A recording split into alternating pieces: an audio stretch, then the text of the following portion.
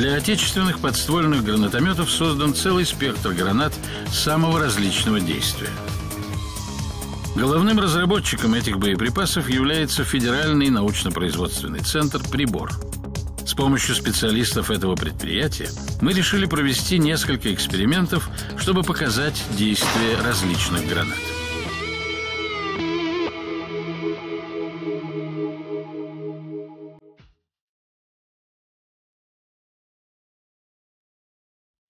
Роль вражеских солдат у нас будут играть воздушные шарики.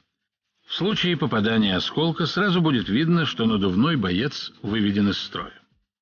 Осколочную гранату ВОК-25 для подствольного гранатомета мы закрепили на стойке в центре этого хоровода. Шарики располагаются в радиусе 6 метров. Подрыв будет осуществляться дистанционно из укрытия. Участь шариков незавидна, и никому из участников эксперимента не хочется ее разделить. Итак, все готово. Давайте посмотрим, как сработает осколочная граната.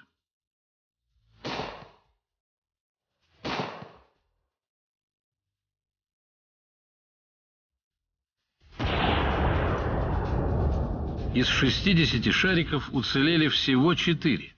Остальные поражены осколками. Именно осколками, а не взрывной волной, как может показаться.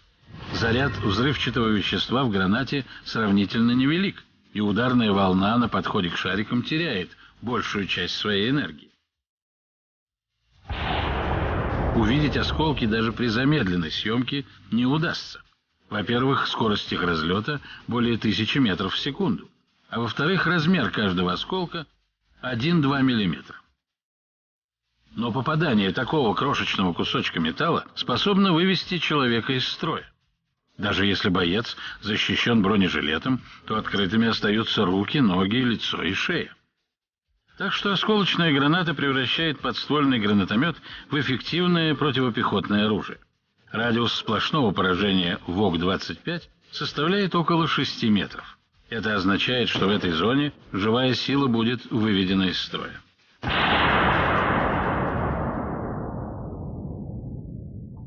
Взрыватель гранаты ВОК-25 срабатывает при ударе о преграду, то есть разрывается она на уровне земли. В начале 80-х была разработана модификация этой гранаты, получившая наименование ВОК-25П – «Подкидыш». При ударе о землю срабатывает вышибной заряд, и граната подпрыгивает. Спустя доли секунды на высоте около 1,5 метров происходит подрыв. Это обеспечивает большую плотность осколочного поля и увеличивает вероятность поражения.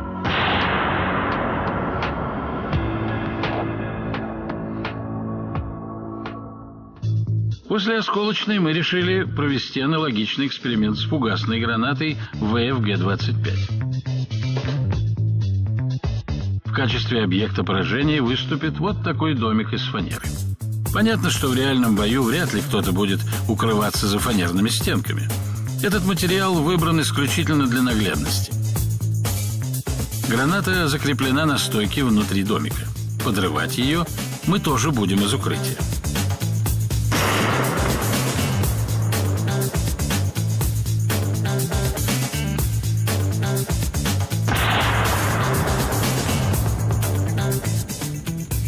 Поражающее действие фугасной гранаты – ударная волна и очень громкий звук. Такая граната способна вывести из строя живую силу в радиусе 10-12 метров. ВФГ-25 позволяет поражать противника как на открытой местности, так и в укрытиях полевого типа. Но наиболее эффективна фугасная граната в помещениях, от нее не спрячешься. Кроме того, при взрыве образуется и осколочное поле. Это дополнительный поражающий фактор фугасной гранаты. Действие осколков в этом эксперименте хорошо видно на фанерных стенках, разлетевшихся вокруг. Но из-за того, что оболочка фугасной гранаты дюралевая, а не стальная, как у осколочной, фрагменты корпуса легче и обладают меньшим убойным действием.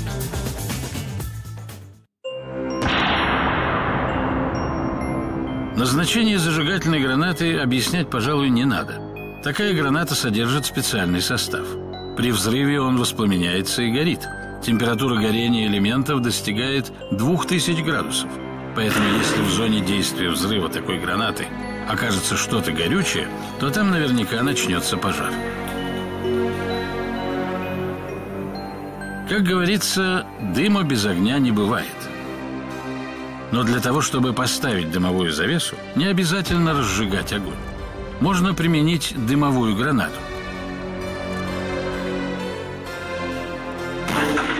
Но ее можно использовать не только для создания дымовой завесы. Если противник засел в доме или бункере, его можно оттуда в буквальном смысле выкурить с помощью такой гранаты. Дым быстро заполнит помещение, и находиться в нем без противогаза будет невозможно. Для подствольных гранатометов разработаны и другие гранаты: осветительные, светозвуковые, термобарические, учебные и инертные. Таким образом, ГП-25 стал многоцелевым комплексом, позволяющим решать самые различные боевые задачи.